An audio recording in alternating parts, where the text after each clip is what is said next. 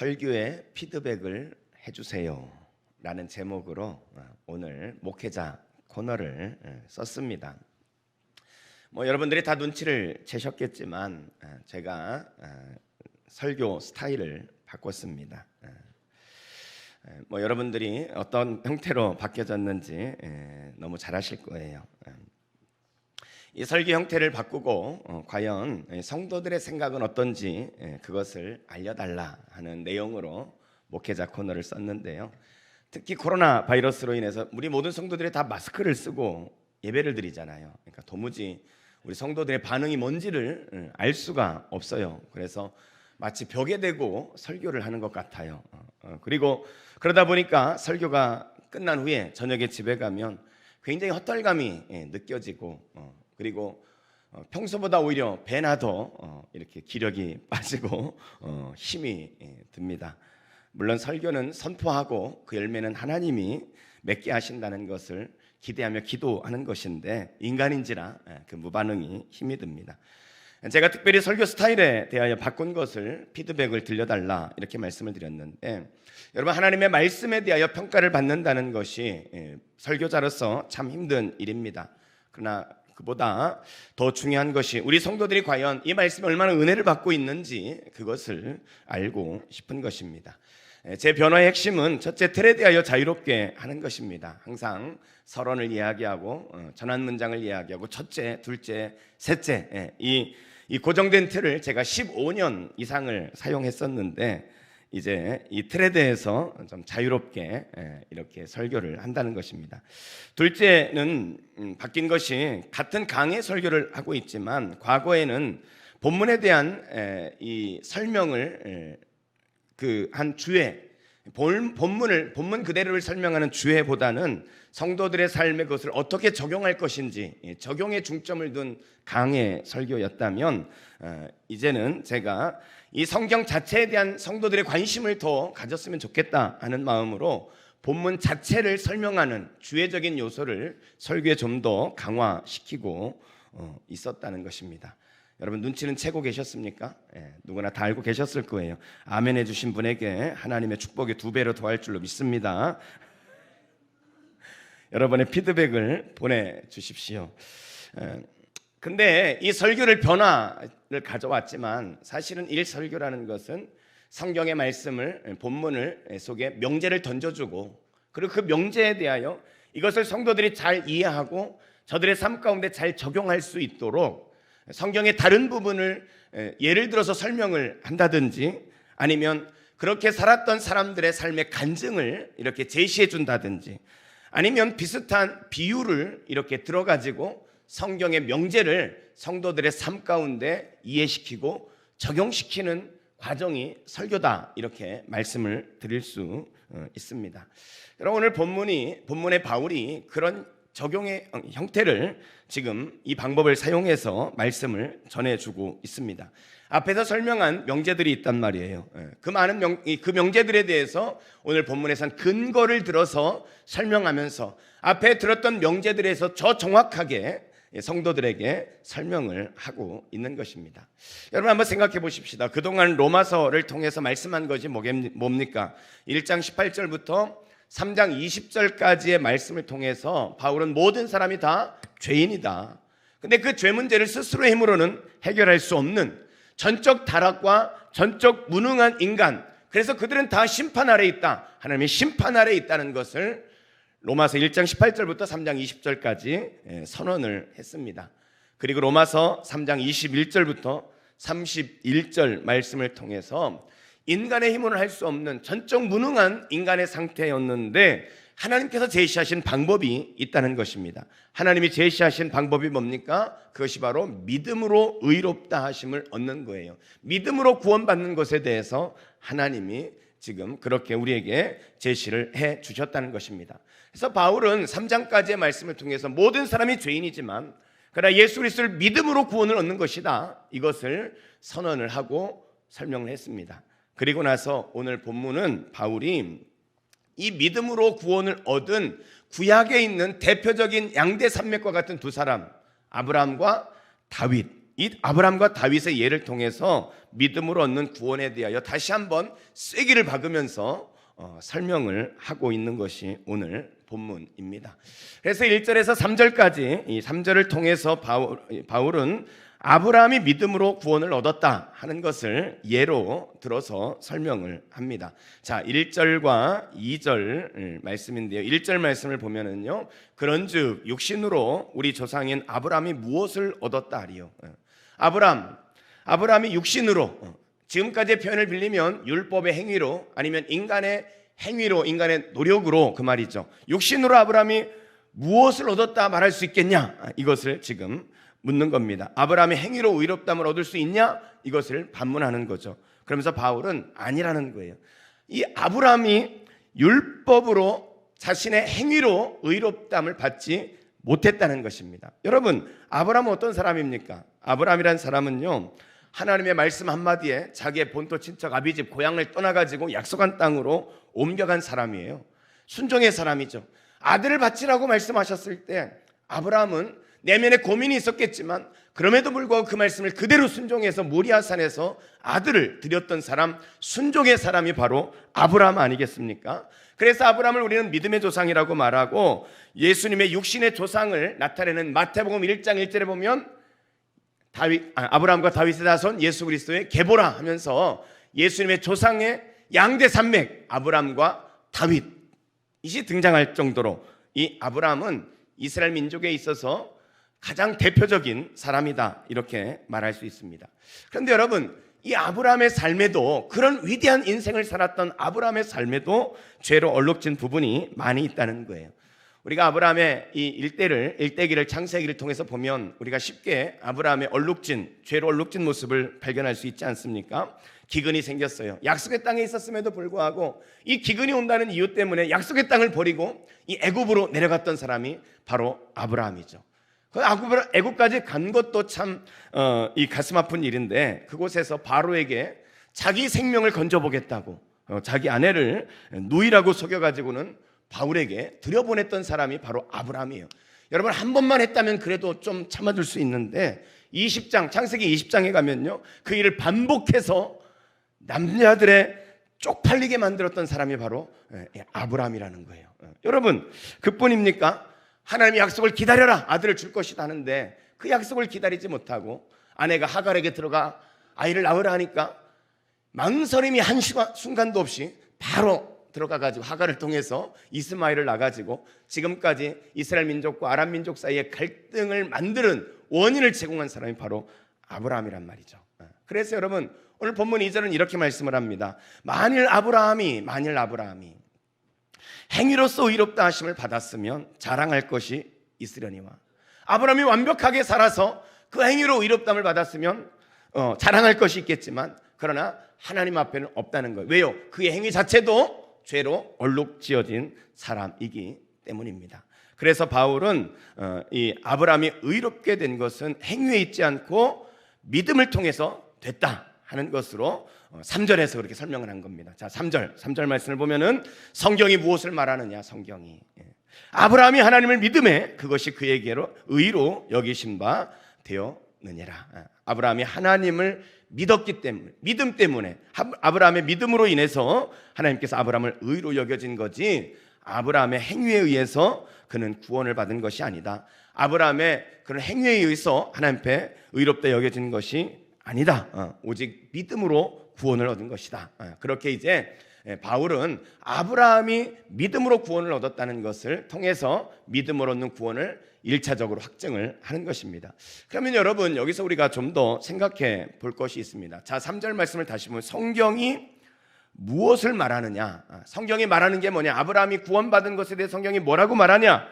아브라함이 하나님을 믿음에 그것이 그에게 의로 여겨진 바 되었다. 성경이 그렇게 말씀하고 있지 않느냐? 아브라함은 믿음으로 의롭다함을 얻었다, 이렇게 선언하는데, 이것이 지금 어디에 있는 말씀이라는 거예요? 성경에 그 말씀이 있다는 거예요. 성경에 어디에 그 말씀이 있습니까? 그것이 창세기 15장 6절에 보면은 아브라함의 삶에 대해 언급하며 창세기 15장 6절 말씀에 보면 이렇게 말씀하고 있습니다. 아브라함이 여호와를 믿으니 여호와께서 이를 그의 의로 여기셨다는 거예요. 이 말씀을 근거로 바울이 지금 들어서 설명하는 거예요. 아브라함의 구원조차도 믿음으로 의롭다함을 얻은 것이다. 이렇게 1차적인 확증을 하고 있는 것입니다. 그렇다면 여러분, 여기서 우리가 한번 더 생각해 봐야 될 게 있어요.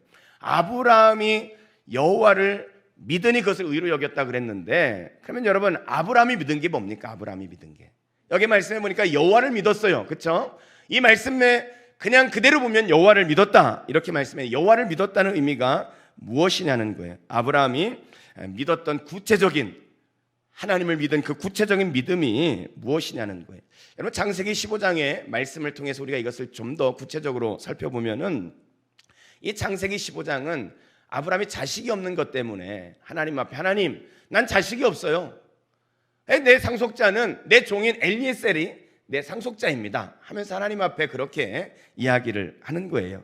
그럴 때 하나님께서 나타나셔서 상속자를 줄 거다, 이렇게 말씀하시는 거예요. 그게 창세기 15장 4절 말씀입니다. 창세기 15장 4절 말씀 우리 한번 같이 한번 이렇게 읽어보도록 하겠습니다. 같이 읽습니다.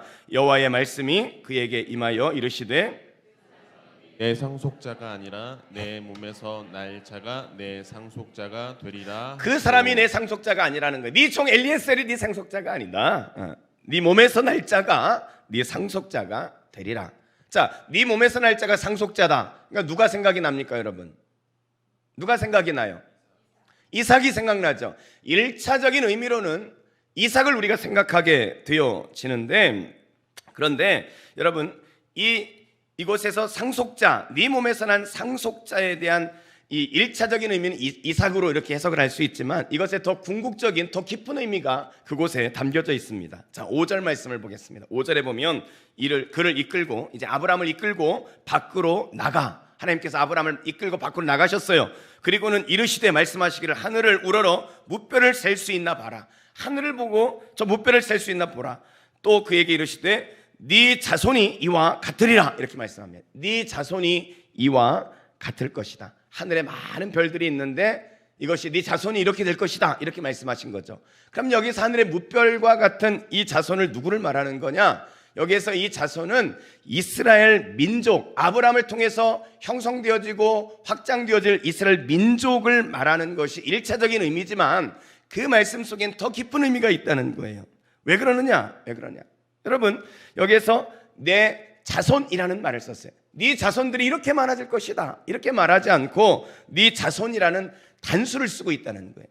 지금 이 말씀 속에서는 이 자손, 누군가를 지금 염두에 두고 하나님이 지금 계속 이 말씀을 하고 있다는 것을 여러분 기억해야 합니다. 자, 이것을 우리가 좀 더 정확히 알려면 갈라디아서 3장에서 이 말씀을 우리가 이해할 필요가 있습니다. 믿음으로 아브라함이 의롭다 하심을 얻었다는 것을 바울이 로마서에서 설명을 한번 했고요, 야고보서 2장 23절에서도 그 말씀을 한번 인용하거든요. 갈라디아서도 인용하는데, 이 갈라디아서에 보면 이 자손에 대한 설명을 더 정확하게 하고 있어요. 갈라디아서 3장 8절 말씀에 보면 하나님이 이방을 믿음으로 말미암아 의로 정하실 것을 성경이 미리 알고 먼저 아브라함에게 복음을 전하되 모든 이방인이 너로 말미암아 복을 받으리라 하였느니라. 이 창세기 15장을 염두에 두고 말씀하고 있는 거죠. 아브라함 너로 말미암아 복을 얻으리라, 받을 것이다, 하나님 그렇게 말씀하셨다는 거예요. 그런데 여러분, 여기서 아브라함을 통하여, 아브라함으로 말미암아 복을 받는다 그랬는데, 여기서 모든 이방인이 아브라함을 통해서 복을 받는다는 의미에 멈추는 것이 아니라, 아까 창세기에서 보면 아브라함의 후손을 이렇게 말씀하셨잖아요. 그러니까 이 말씀은 아브라함의 후손을 통해서 복을 받을 것이다, 이런 의미가 있습니다. 그것을 좀 더 정확하게 16절을 보면 알아요. 갈라디아서 3장 16절. 이 약속들은 아브라함과 그 자손에게 말씀하신 것인데, 여럿을 가리켜 그 자손들이라 하지 않으시고, 여럿을 가리켜 이스라엘의 모든 민족들을 가리켜 자손이라고 말한 게 아니라 오직 한 사람을 가리켜 내 자손이라 하였으니 그분이 누구라고요? 곧 그리스도 예수라는 거예요. 할렐루야. 이 자손이 바로 예수 그리스도다. 아브라함의 자손을 통해서 하나님께서 메시아를 주시고 그를 통해 이방의 모든 민족이, 세상의 모든 사람들이 복을 받을 것이다, 구원을 받을 것이다, 하나님의 아브라함에게 그렇게 말씀을 하셨다는 것입니다. 자, 이 말씀을 다시 한번 정리하면, 자, 아브라함이 어떻게 구원을 받았어요? 아브라함은 자신의 후손 중에 메시아가 오고 그를 통해서 모든 민족들이 구원을 받는다는 그 말씀을 하나님에게서 들은 거예요. 그러니까 아브라함이 오늘 우리가 성경에서 보는 것처럼 예수 그리스도의 태어나심과 탄생하심과 죽으심과 부활하심과 같은 구체적인 사건은 다 알지 못해요. 예수님의 그 십자가의 사건을 구체적으로는 모르지만, 그러나 아브라함에게 그 믿음이 있었다는 게, 어떤 믿음이? 메시아가 올 것이고 그분을 통해서 구원을 얻는다는 이 믿음이 아브라함에게 있었고, 이 믿음을 통해서 아브라함이 구원을 받은 것이다. 바울은 지금 이렇게 설명을 하고 있는 것입니다. 그래서 갈라디아서 3장 7절 말씀해 보면 이렇게 말씀하는 거예요. 그런즉 믿음으로 말미암은 자들은 아브라함의 자손인 줄 알지어다. 무슨 말이에요? 믿음으로 구원받은 사람들, 그게 뭐예요? 아브라함과 동일한 믿음을 말하는 거죠. 아브라함과 같이 동일하게 믿음으로 구원받은 사람은 아브라함의 자손이다. 그래서 아브라함이 믿음의 조상이 되어지는 것입니다. 그래서 아브라함은 우리와 똑같은 구원을 받았어요. 그가 받은 구원은 어떻게 받은 겁니까? 믿음으로 받았어요. 믿음으로. 우리는 오신 메시아를 보고 그분을 믿음으로 구원을 받았고, 아브라함은 오실 메시아, 그의 후손으로 오실 메시아를 믿음으로 구원을 받았다는 거예요. 이해가 되십니까? 지금 바울은 그것을 설명해 가고 있는 거예요. 믿음으로 얻는 구원, 아브라함도 그렇게 구원을 받은 것이다. 이렇게 설명을 해 가는 것입니다. 좀 여기서 좀 제가 여러분에게 생각을 좀 넓혀서 한번 좀 생각해 봤으면 좋겠어요. 여러분, 우리가 전도를 하다 보면 이런 질문을 하는 사람들이 꼭 있죠. 예수를 믿어서 구원을 받는다 그러는데, 그러면 예수 그리스도가 오시기 전에 있었던 사람들은 어떻게 구원을 받느냐? 이런 질문들을 하죠. 또 특별히 좀 더 짓궂은 사람들은 이렇게 질문합니다. 그러면 예수를 모르는 저 이순신 장군은 구원을 받았느냐? 안 받았느냐? 이런 질문을 하죠. 여러분이 하고 있다고요? 이순신 장군 구원 받았습니까? 안 받았습니까?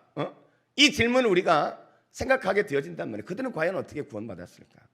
결론적으로 말하면 그들도 다 믿음으로 구원을 받는다는 거예요. 아브라함이 오늘 우리와 같이 선명한 구원의 원리는 그 예수 그리스도에 대해서는 알지 못했지만, 그래도 막연하고 좀 덜 정확한 희미한 메시아에 대해서 소개를 받았지만, 그를 통하여 구원을 받았던 것처럼 인류에 있는 모든 사람들은 다 믿음으로 조금은 덜 선명하지만 그 메시아에 대한, 구원자에 대한 믿음으로 구원을 받는다는 거예요. 이것을 좀 더 설명을 해보면은요, 여러분 아담을 한번 생각해 보십시오. 인류 최초의 인간 아담 아닙니까? 아담은 어떻게 구원을 받았을까요? 창세기 3장 15절 말씀을 보면, 내가 너로 여자와 원수가 되게 하고, 무슨 소리인지 아시겠어요?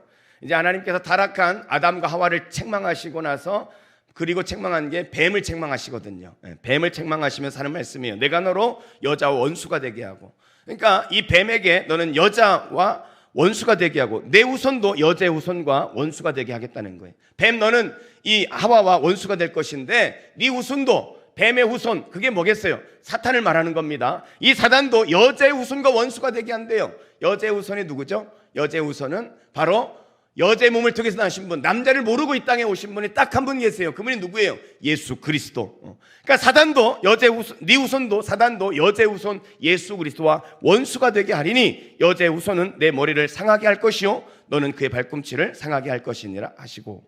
자, 이 말씀을, 하나님이 사단을 저주하는 이 말씀을 아담이 들었단 말이에요. 거기에 보니까 누군가 오시는구나. 이 사단을, 이 여자를, 이 뱀을 저주할 누군가 오시는구나. 이런 믿음을, 이런 말씀을 아담이 들었단 말이죠. 그래서 여러분, 아담이 그 아내 이름을 뭐라고 지었는 줄 아세요? 하와라고 지었어요. 하와란 뜻은 뭐냐면 생명을 주는 자다, 그 말이에요. 선악과를 따먹고 생명을 잃어버렸잖아요. 그러니까 이 말씀을 보니까 생명을 주는 자가 오겠구나. 그래서 하와, 이렇게 지은 거예요. 생명을 주는 자 이름을 짓습니다. 그리고 나서 이제 그 하와를 통해서 그 메시아를 낳겠지 하는 마음으로 그의 아들, 첫째 아들을 낳았을 때 이름을 가인, 이렇게 지었습니다. 가인의 뜻은 뭐냐면 그가 여기 있다. 가인이 생명을 줄 자, 뭐 이렇게 아담은 생각을 했던 것입니다. 그런데 여러분, 아담의 생각은 조금 틀렸죠. 우리는 성경을 통해서 전체를 보니까 이 말씀에 여자의 후손이 예수 그리스도라는 걸 알았지만, 이 말씀을 받았을 때 아담은 예수 그리스도에 대해서 몰랐어요. 막연하게 누군가 오겠다 하는 그런 메시아 구주에 대한 그 믿음이 있었단 말이에요. 그 믿음이. 그렇죠? 그래서 그 메시아가 예수님이라는 사실은 몰랐어요. 그래서 이 아담이 아마 죽고 나서 천국에 갔을 때 아마 그는 깨달았을 거예요. 아, 그것이 하와와 가인을 통한 것이 아니라 바로 예수 그리스도, 그분을 통해서 구원을 하신다는 말씀이셨구나 하는 것을 분명히 아담이 천국에 가서 알았을 것입니다. 여러분, 아담도 어떻게 구원을 받은 거예요? 오실 메시아, 우리의 구원자 되실 그분이 오셔서 우리를 구원하실 것이라는 그분에 대한 믿음으로 구원을 받았다는 거예요. 이것을 좀 더 선명하게 알고 있었던 사람이 있습니다. 그 사람은 누구냐면 이사야 선지자예요. 이사야 53장 5절과 6절 말씀해 보면, 그가 찔림은 우리의 허물 때문이요 그가 상함은 우리의 죄악 때문이라. 그가 징계를 받음으로 우리는 평화를 누리고 그가 채찍에 맞음으로 우리는 나음을 받았도다. 우리는 다 양 같아서 그릇 행하여 각기 제 길로 갔거늘 여호와께서는 우리 모두의 죄악을 그에게 담당시키셨도다. 여러분, 예수님 오시기 전에 700년 전에 살았던 사람이 이사야거든요. 자, 이사야가 지금 말하는 이것이 누구를 가리키는 것 같아요? 너무나 정확하게 예수 그리스도를 가리키고 있죠. 예수 그리스도의 십자가의 사건을 지금 가리키고 있는 겁니다. 여러분, 이사야는 분명히 예수님이 그렇게 하실 것에 대해 선명하게 몰랐을 거예요. 근데 그는 아브라함보다는 좀 더 많이 알았던 것 같아요. 아담보다는 좀 더 많이 알았던 것 같아요. 예수 그리스도가 오셔서, 구세주가 오셔서, 메시아가 오셔서 그렇게 우리의 죄악을 담당하고 죽으실 것에 대해서 이사야는 알고 그것을 성경에 고백하고 있는 겁니다. 이 믿음을 통해서 이 이사야도 구원을 받았다는 거예요. 여러분, 이사야 선지자도 그렇게 구원을 받고, 아담도 그렇게 구원을 받고, 아브라함도 그렇게 구원을 받고, 예수 이전의 모든 사람들도 이후의 사람들과 똑같이 오직 믿음으로 구원을 받은 것이다. 이게 이제 바울이 지금 믿음으로 얻는 구원에 대한 아브라함을 통해서 증명하고 있는 첫 번째 증명의 말씀입니다. 그리고 나서 바울은 이제 다시 한번 이 구원의 은혜를 성도들에게 다시 한번 상기를 시킵니다. 구원이 은혜라는 것을 상기시키는 거예요. 자, 4절 말씀을 보세요. 4절 말씀. 일하는 자에게는 그 삭시 은혜로 여겨지지 아니하고 보수로 여겨지거니와. 그렇죠? 여러분, 우리 이원호 집사님이 직장에서 열심히 일을 했어요. 한 달 열심히 일하면 회사에서 무엇을 주십니까? 월급을 주시죠. 월급. 이거는 대가예요. 대가. 그렇죠? 그 삭슬 대가를 받는 거예요. 이 보수란 말이에요. 보수. 이것을 은혜라고 말하지 않죠. 열심히 일해서 받은 대가를 받은 거예요. 이것은 은혜라고 말하지 않습니다. 자, 그런데 5절을 보세요. 5절. 일을 아니할지라도, 일한 게 없어요. 우리 이원호 집사님이 몸이 좀 아파가지고, 죄송합니다. 진짜 아픈 사람 만들어서. 그래서 하여튼 그래가지고 한 달 동안은 일을 안 했어요. 그런데 직장에서, 그런데도 불구하고 월급을 주셨어요. 그러면 그것은 대가입니까? 아니면 은혜입니까? 그래서 은혜죠. 내가 한 거와 상관없이, 난 하지 않았는데 받았단 말이죠. 일하지 아니할지라도. 그것을 바울은 이제 다시 이 믿음으로 연관을 지어 설명합니다. 경건하지 아니한 자를, 의롭게 살지 않았어요. 그런 자를 의롭다 하시는 이를 믿는 자에게는 그의 믿음을 의로 여기시느니라. 경건하게 살지 않았다 할지라도 의롭다 하시는 예수 그리스도를 믿는 사람은 그 믿음으로 인해서 의롭게 되는 것이다. 우리의 믿음은 바로 은혜로 주어진 것이다. 하나님이 값없이 공짜로 주어진 것이다. 너희가 그것을 잊지 말아야 된다. 바울은 아브라함과 그 뒤를 이어 다윗을 통해 증명하기 사이에 믿음으로 얻는 구원이 은혜라는 것을 설명을 하고 있는 것입니다. 여러분, 이것을 우리가 알아야 우리의 삶이 달라지고 우리의 신앙이 달라지는 것입니다. 지난주에 우리가 말씀을 통해서 믿음으로 얻는 구원이 율법을 폐하느냐? 이 질문에 대해서 바울이 뭐라 그랬어요? 믿음으로 얻는 구원은 율법을 폐하는 것이 아니라 율법을 더 굳게 세우는 것이다. 이렇게 말씀을 드렸죠. 더 굳게 세우는 거예요. 믿음으로 구원을 얻고 나니까 너무나 감사하기 때문에 감격함으로 그 말씀을 지키게 돼요. 그래서 제가 연애하는 남자에 대해서 이야기하지 않았습니까? 연애할 때는 남자들이 무거운 율법을 지킨다 그랬잖아요. 연애 끝나고 데이트 끝나고 인천까지 데려다주는 무거운 율법을 지켜야 되고, 밥을 먹으면 밥을 사야 되는 무거운 율법을 지켜야 되고, 기념일마다 챙겨야 되는 무거운 율법을 지켜야 되는데, 그 율법은 무거운 것이 아니라 이 여인을 사랑하기 때문에 너무 기쁜 마음으로 그 율법을 하는 거다. 그래서 율법을 세우는 거다. 이렇게 제가 지난주 설명을 하고 말씀을 드리지 않았습니까? 여러분, 은혜 감격해서 살면 말씀을 지킬 수밖에 없어요. 그리고 그 말씀을 지키는 것이 기쁨일 수밖에 없다는 거예요. 그런데 이 은혜가 떨어지면, 이 감격이 없으면 우리의 신앙생활이 부담스럽게만 느껴지고 하나님 앞에 헌신하는 것이, 그것이 무거운 짐으로만 느껴지는 것입니다. 그래서 오늘 바울은 너희가 믿음으로 얻는 구원, 그 은혜를 잊지 말아야 된다. 그 은혜의 감격을 잊어버리면 안 된다. 그래서 다시 한번 그것을 강조하고 있는 것입니다. 여러분, 저는요, 여러분이 이 은혜를 회복하기를 주의 이름으로 축복합니다. 저희 집사람은요, 뭐 자타가 공인하는 최고의 여인 아닙니까? 아이, 얼굴 예쁘죠? 몸매 예쁘죠? 별 동의를 안 하시네. 지성적이죠? 믿음 좋죠? 돈 잘 벌죠? 뭐 최고의 여인이에요. 여인들이, 여러분들이 인정하지 않아도 나한테는 그렇습니다. 나한테는. 제가 이 여인을 얻으려고, 저희 집사람을 얻으려고 이 총각 때 막 내가 저 여인을 얻어야 되겠다 그래가지고 막 재력을 쌓았습니다. 돈을 많이 모으고 내 외모를 아름답게 해가지고 성형수술을 쫙 하고 엄청난 스펙을 쌓아가지고 모두가 흠모할 만한 그런 모습을 갖추고 나서 나하고 결혼합시다 이렇게 해서 저 사람과 결혼을 했다면 저 여인은 저의 노력의 대가로 얻은 거죠. 그렇죠? 노력의 대가로 얻은 거예요. 그런데 여러분이 아시는 것처럼 저는 그렇지 않았거든요. 결혼할 당시에 저는 뭐 부모가 없는 그런 고아에 불과했고 고생길이 열려있는 전도사 신학교 다녔습니다. 볼품없는 외모에 뭐 장래가 촉망되지도 않는, 전혀 볼 일 없는, 별 볼 일 없는 그런 사람이었는데 하나님께서 너무나 감사하게 저 여인의 눈을 가리셔서 저를 택하게 하셨단 말이죠. 하셨어요. 여러분, 아무리 생각해도 은혜일 수밖에 없어요. 저 여인을 얻은 게 제게 은혜예요.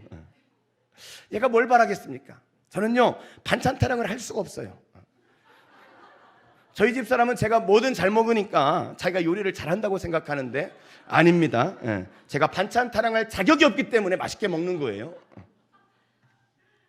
그저 종같이 제가 그렇게 살아도 행복한 거예요. 여러분, 왜 그렇습니까? 자격이 없는데 저를 구제해 줬기 때문에, 우리 아내님의 은혜를 알기 때문에.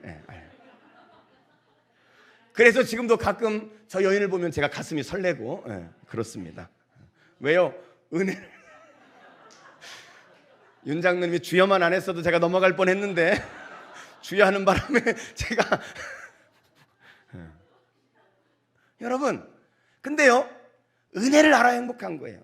제가 지금도 우리 집사님 딸 결혼을 앞두고 지금 이제 성경 공부를 같이 주일 저녁마다 하고 있거든요.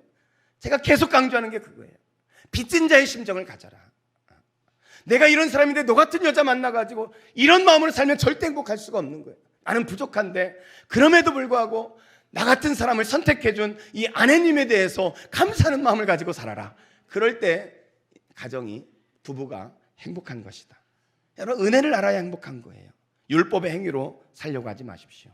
율법의 행위로 살려고 하면요, 내 능력으로, 내 힘으로 살았다고 생각하면요, 대가를 바라게 돼 있어요. 내가 이렇게 했는데 왜 대가를 안 주는 거야? 왜 나를 알아주지 않지? 하는 것 때문에 섭섭하게 되는 거예요.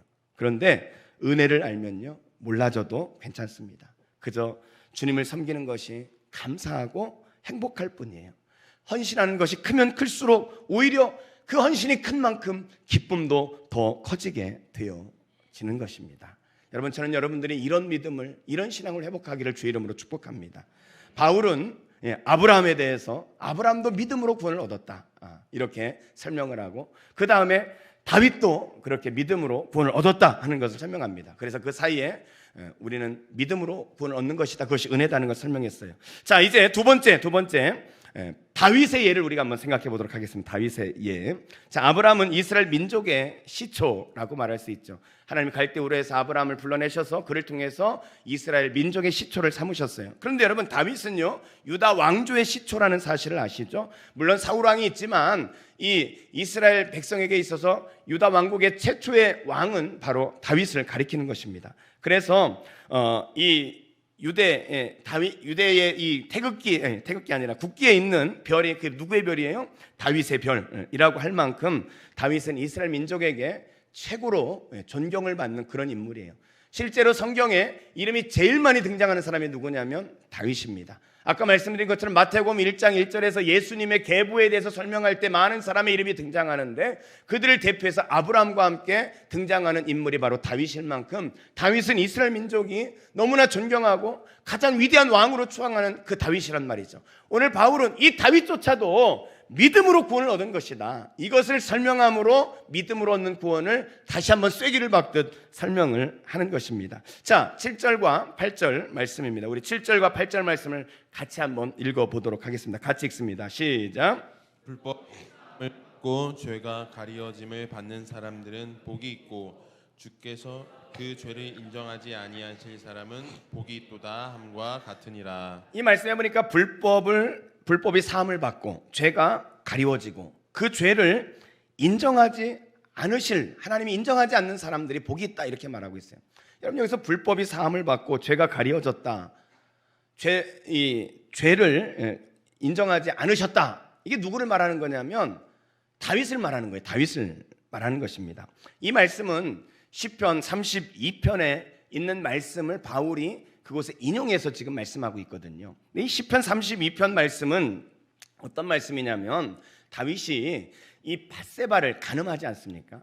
밧세바와 함께 간음을 저지르고 그 간음을 감추기 위해서 밧세바의 남편 우리아를 전장의 최전방에 보내서 우리아를 죽임으로 인해서 이 다윗이 완전 범죄를 했다고 생각을 했죠. 근데 여러분 이 죄는 가릴 수 있지만 이 사람의 눈은 가릴 수 있지만 하나님의 눈은 가릴 수 없거든요. 그러니까 하나님이 다윗의 이 안에 있는 성령이 가만히 계시지 않는단 말이에요. 그러니까 이 다윗이 계속 자신의 이 죄책감으로 계속 시달리는 거예요. 죄책감으로 계속 시달리며 했던 고백이 시편 32편이거든요. 얼마나 다윗이 시달렸느냐? 시편 32편 3절과 4절 말씀해 보면 내가 입을 열지 아니할 때에, 입을 열지 않았다는 건 뭡니까? 하나님 앞에 회개하지 않고 하나님 앞에 꼭꼭 숨겨놨다 그 말이죠. 열지 아니할 때 종일 신음함으로, 죄 가운데 있을 때 바울은 늘 신음하며 살았어요. 내 뼈가 쇠하였도다. 뼈가 쇠하지는, 뼈가 녹아지는 그런 고통을 느꼈다는 거예요. 주의 손이 주야로 나를 누르시오니, 막 강력한 압력으로 막 눌러가지고 가슴이 막 답답한 뭔가, 그걸 아시죠? 가슴이 나를 누르고 계시니 내 진액이 다 빠져나와가지고 여름 가뭄의 마름과 같이 쫙쫙 갈라진 논바닥과 같이 내 심령이, 내 마음이, 내 영혼이 그렇게 강팍하게 그렇게 되어졌다. 그러면서 자신의 이 죄로 인한 고통을 그렇게 묘사하고 있는 것입니다. 여러분 이것이 다윗이 죄를 짓고 나서 겪은 감정이에요. 얼마나 고통스러웠습니까? 여러분 사실 모든 사람들이 다 이 죄의 짐을 지고 있지 않습니까? 여러분도 아마 다 이 죄의 짐을 지고 있는 분들이 많을 거예요. 우리가 예수를 믿음에도 불구하고 아직도 죄의 짐을 있는 분들이 많을 거예요. 이 로날드 그레이 반 하우스라는 목사님에게 이 60대 여인이 하루는 찾아왔어요. 이 여인이 찾아와 가지고는 자신이 지난 수십 년간 이 짓눌렸던, 그래서 고통 가운데 살 수밖에 없었던 자신의 한 가지 죄를 거기에 털어놓게 되어집니다. 이 60대인 이 여인이 40년 전에 한 남자에게 성폭행을 당하게 되어졌어요. 이 성폭행을 당했는데 너무나 수치스럽고, 그리고 그 남자를 향한 이 분노가 사그라들지 않는 거예요. 이 분노가 극에 달했을 때 이 여인이 밤에 그 남자를 찾아갑니다. 자고 있는 그 방에 가스 밸브를 열어가지고, 그리고 그 남자가 죽게 되어졌어요. 경찰이 수사를 나왔죠. 근데 경찰이 바람이 불어서 가스불이 꺼져서 가스 노출로 죽었다, 이렇게 사고사로 그렇게 결론이 났습니다. 그 여인의 그 모든 이 살인 사건은 다 묻어졌고 누구에게도 그것이 드러나지 않게 되어졌던 것입니다. 그런데 모두가 다 알지 못하는 그 사건이었지만, 완벽하게 감추어진 사건이었음에도 불구하고 40년 동안 그 여인은 그 죄책감에서 벗어날 수 없고 그렇게 평생을 살다가 이제 목사님에게 나와서 그것을 고백을 했던 것입니다. 여러분 어쩌면 우리 모두가 이 여인과 같이, 아니면 다윗과 같이 말하지는 못하지만 숨겨진 그 죄의 짐이 우리 안에 있지 않습니까? 성적인 범죄를 감추고는 있지만 과거에 내가 지었던 그 성적인 이 죄로 인한 죄책감이 문득문득 내 삶 가운데 생각나서 그것 때문에 시달리고 있는 사람들, 많은 여성분들 중에는 낙태에 대한 기억으로 괴로워하고 그것 때문에 힘들어하는 분들이 있을 것입니다. 우리 모두는 다 죄의 죄책감에 눌려 있죠. 오늘 다윗이 그런 거예요. 이 죄의 죄책감에 눌려 있는 거예요. 너무나 고통 가운데 있을 때 그때 누가 찾아옵니까? 다윗이 나단을 찾아오죠. 나단이 다윗을 찾아와서 그의 범죄를 드러나게 하는 것입니다. 이 범죄가 드러났을 때 다윗이 어떻게 하죠? 시편 32편 5절 말씀해 보면 내가 이르기를, 다윗이 말하는 거예요. 내 허물을 여호와께 자복하리라.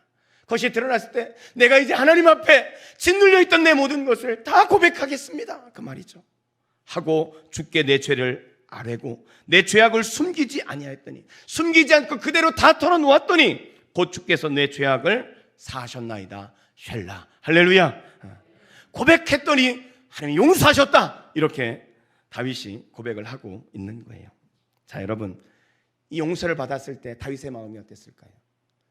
그 다윗의 마음을 표현한 것이 시편 32편 1절 2절 말씀이에요. 1절에 보면 허물의 사함을 받고 자신의 죄가 가려진 자는 뭐가 있다고요? 복이 있다는 거예요. 이것이 용서받기 전에는, 이 죄악이 가려지기 전에는 너무나 고통스러웠는데 이것을 용서받고 나니까, 가리워지고 나니까 정말 나는 복받은 사람이다, 너무나 기쁜 자신의 마음을 표현한 거죠. 이것을 지금 바울이 인용해서 오늘 말씀에 쓴 거예요. 본문 7절 8절 다시 보겠습니다. 자, 본문 7절 8절 다윗의 이 고백을 보면서 같이 한번 읽어보겠습니다. 불법이 시작. 불법이 사함을 받고 죄가 가리어짐을 받은 사람들은 복이 있고 주께서 그 죄를 인정하지 아니하실 사람은 복이 있도다 함과 같으니라. 무슨 말씀이신지 알겠죠? 다윗이 그렇게 그 죄가 있음에도 하나님이 가리워 주셨기 때문에, 하나님이 사해 주셨기 때문에, 죄 없다 간주해 주셨기 때문에 그 믿음으로 다윗도 구원을 받은 것이다, 이렇게 설명을 바울이 지금 해나가고 있는 거예요. 다윗도 믿음으로 구원을 받았다는 거예요. 여러분, 여기서 우리가 좀 더 확장해서 이 말씀을 좀 생각해 보려고 그래요. 자, 다윗이 의롭게 되어졌어요. 믿음으로 의롭게 되어졌는데, 그럼 다윗이 의롭게 되어진 것에 대하여 오늘 7절 말씀, 8절 말씀에서는 세 가지 단어를 가지고 설명을 합니다.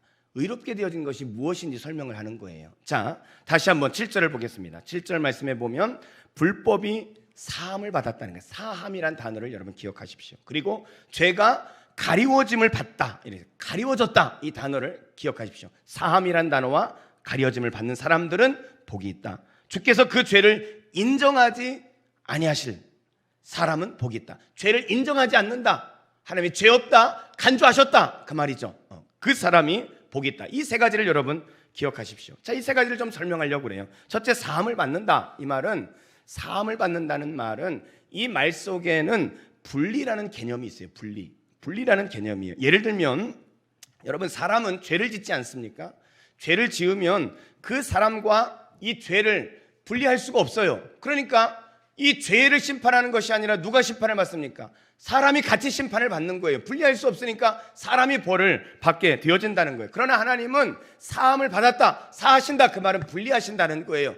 죄와 그 인간을 분리하신다는 거예요. 사람과 죄를 분리하셔서 그 죄를 누구에게? 예수 그리스도에게 전가를 하신다는 겁니다. 이 죄를 분리해서 인간은 인간대로 두고 죄를 분리해서 예수님에게 전가를 하시는 거예요. 그런데 그 죄를 전가받은 예수님이 어떻게 해요? 그 죄를 짊어지고 십자가에서 죽으신 거죠.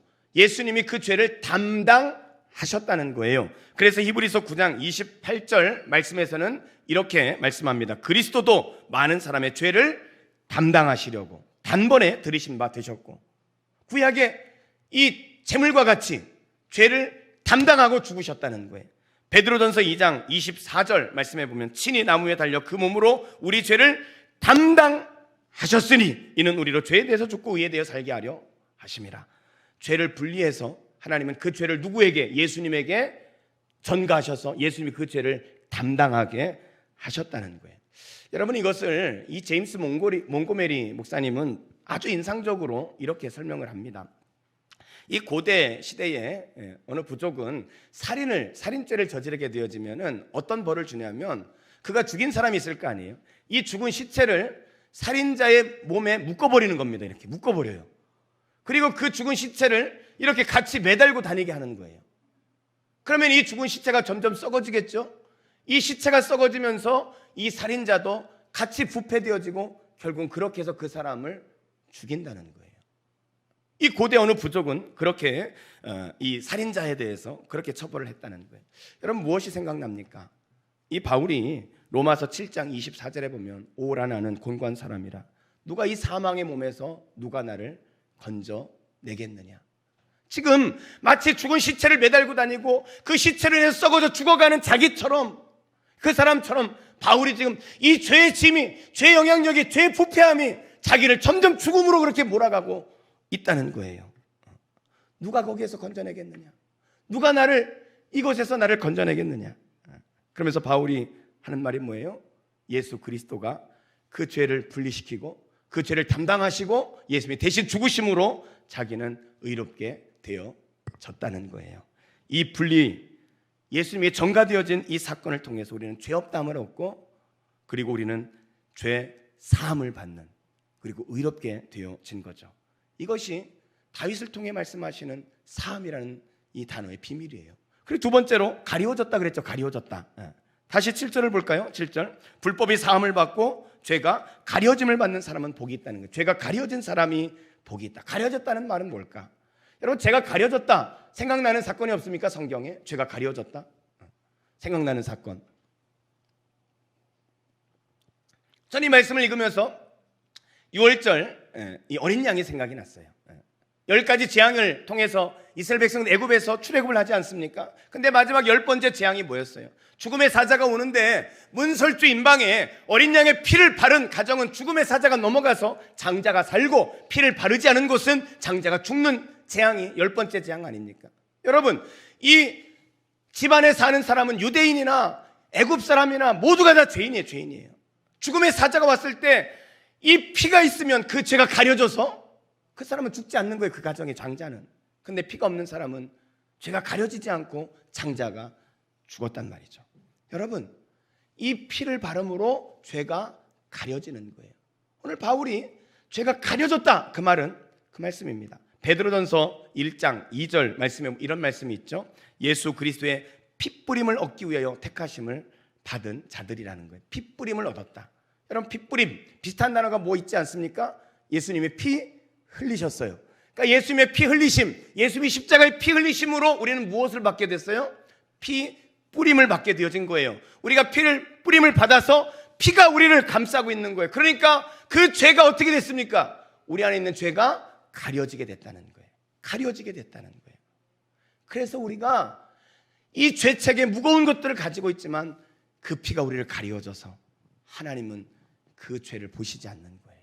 그래서 우리가 의롭게 되어졌다는 것입니다. 그것을 8절에서는 다시 이렇게 설명을 합니다. 8절 말씀은 주께서 그 죄를 인정하지 아니하신다는 거예요. 하나님이 그 죄를 분리해서 예수님에게 전가하시고 예수의 그 핏부림으로 우리는 피 흘림을 받아서 그 죄가 가려졌는데, 하나님은 그 죄를 더 이상 간과하지 않는다, 기억지도 않는다는 거예요. 그래서 예레미야 31장 34절, 내가 그들의 죄를 사하시고 다시는 그 죄를 어떻게 한다고요? 기억하지 않으신다는 거예요. 여러분은 누군가를 용서한다고 하지만 그 마음속에 앙금이 남아있죠. 그래서 시간이 지나가지고 그 사람이 뭔가 잘못하면 아이고 잘됐다, 나한테 그래서 그렇지, 뒤끝이 남아있잖아요. 그렇죠? 안 그렇습니까? 그런데 예수님은 그게 아니에요. 하나님은 그게 아니라는 거예요. 기억하지 않으시는 하나님. 시편 103편 12절은 이렇게 말씀해요. 동이 서에서 먼 것과 같이 우리 죄가를 우리에게서 멀리 옮기셨으며. 하나님 우리의 죄를 동이 서에서 먼 것처럼, 동과 서는 붙을 수가 없어요. 하나님이 그렇게 우리 죄를 멀리 하셨다는 것입니다. 여러분, 하나님께서 이렇게 우리를 의롭게 하셨다는 거예요. 오늘 바울은 이 다윗의 이렇게 믿음으로 얻는 구원을 통해서 그동안 자신이 설명해왔던 모든 것에 대한 방점을 찍는 겁니다. 아브라함도 믿음으로 구원을 얻었고 다윗도 믿음으로 구원을 얻은 것이다. 이 모든 인류는 다 믿음으로 구원을 얻는 것이다. 이렇게 설명을 하고 있는 것입니다. 여러분, 오늘 저희 여러분들이 이 믿음으로 구원 얻는 이 진리를 분명하게 붙잡으시고 그 믿음으로 얻는 구원, 이 구원의 감격을 가지고 살아가는 여러분이 되시길 바랍니다. 언젠가 한번 제가 설명을 했던 이야기인데 오늘 말씀을 마치면서 이 이야기를 한번 하고 말씀을 마치려고 그래요. 여러분, 미스 탐슨이라는 이 선생님은 주일학교 교사이면서 중학교 교사였습니다. 그녀가 가르치는 반에 테디 스텔러드라는 학생이 있었어요. 근데 아이가 어느 날부터인가 결석을 하는 거예요. 집에 전화를 해도 받지 않고, 그러니까 선생님이 그 집을 찾아가게 되어집니다. 가봤더니 역시 집은 예상대로 너무나 엉망이었어요. 엄마는 가출을 했고 아빠는 알코올 중독이었습니다. 이 탐 선생님은 며칠 동안 아이의 집을 매일 찾아갔어요. 그리고 아이와 시간을 보냅니다. 그리고 어느 날 선생님은 이 테디에게 이렇게 말했어요. 테디야, 선생님에게 소원이 하나 있는데 너 그거 들어줄래? 그동안 선생님과 친해진 테디는 고개를 끄덕이면서 긍정의 신호를 보냈죠. 테디, 선생님 말이야, 아침에 출석을 부를 때 테디 스텔러드 하고 그렇게 선생님이 부르면 테디 네가 선생님 저 여기 왔어요 하고 대답을 듣는 것, 이게 선생님 소원인데 너 그렇게 해줄 수 없겠니? 드디어 아침에 테디가 학교에 왔습니다. 선생님은 너무 기뻤어요. 담 선생님은 출석을 부르면서 테디의 차례가 되었을 때 선생님은 떨리는 목소리로 이렇게 부릅니다. 테디. 그랬더니 저 한쪽에 앉아있던 이 테디가 너무나 어색한 모습으로 선생님 저 여기 왔어요 하고 대답을 합니다. 선생님 너무나 기뻤어요. 눈물이 흐를 만큼 기뻤습니다. 그렇게 며칠 학교로 왔던 테디가 그런데 며칠 후에 다시 모습을 보이지 않는 거예요. 선생님이 집을 찾아갔는데 집에 갔더니 막 술병에 이렇게 널려져 있고 술에 취한 아버지가, 알코올에 중독이 된 아버지가 그곳에 누워 있습니다. 아버지의 설명을 들으니까 이 아들이 병원에 입원했다는 거예요. 병원으로 달려간 선생님은 너무나 놀랐어요. 테디가 뇌암으로서 생명이 얼마 남지 않았다는 것입니다. 선생님은 학교를 끝나면 매일 병원으로 테디를 찾아갔습니다. 그러자 테디는 선생님에게 이렇게 말했어요. 선생님, 제가 제 병을 아는데 제가 다시는 학교 갈 수 없잖아요. 그 말을 들은 테디 선생님은 다시 탐스는 테디에게 이렇게 말했습니다. 그래 테디, 넌 말이야 다시 학교에 올 수 없을지도 몰라. 그런데 테디, 그렇지만 너는 죽음 이후에 천국에 갈 수 있다는 사실을 넌 알고 있니? 천국에서 예수님께서 내 이름을 부르신단다. 선생님이 소원이 한 가지 있는데 테디 말이야, 네가 천국에서 예수님이 내 이름을 부를 때 예수님 나 여기 왔어요 라고 대답할 수 있었으면 좋겠다. 그 말을 들은 테디는 선생님 저는 예수님을 잘 몰라요 하고 말합니다. 선생님은 성경책을 펴고 테디에게 예수 그리스도의 이 십자가의 사건을, 믿음으로 얻는 구원에 대하여 자세히 설명을 해주게 되어집니다. 예수님이 우리를 얼마나 사랑하시는지, 그래서 그분이 우리의 죄를 위해 십자가에서 보배의 피를 흘리시고 죽으셨고 사흘 만에 부활하셨고, 그리고 그분을 영접하기만 한다면 하나님의 자녀가 되고 천국에 갈 수 있다고 이 탐 선생님은 테디에게 그렇게 말해줬어요. 그리고 그날 밤 테디는 선생님의 손을 붙들고 예수님을 주님으로 영접하고 구원을 받게 되어졌습니다. 그리고 며칠 후 수업을 마친 탐 선생님은 테디가 마지막이 될 것이라는 연락을 받고 그리고 병원으로 달려가게 되었습니다. 병원에 달려갔을 때 이 탐 선생님의 테디의 손을 이렇게 잡았어요. 알코올 중독자인 아빠도, 그리고 집을 나갔던 엄마도, 그리고 테디의 형제들이 지켜보는 가운데 이 테디는 선생님이 잡고 있는 그 손과 함께 의식을 점점 잃어갑니다.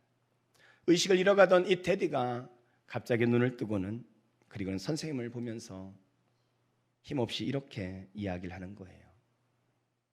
사랑하는 예수님, 나 여기 왔어요. 나 여기 왔어요. 사랑하는 성도 여러분, 오늘 우리가 주님이 부르실 때 저 천국에서 주님 나 여기 왔어요, 이렇게 말할 수 있는 여러분이 되시기를 주의 이름으로 축복합니다. 우리 한번 이 시간 같이 한번 찬양합시다.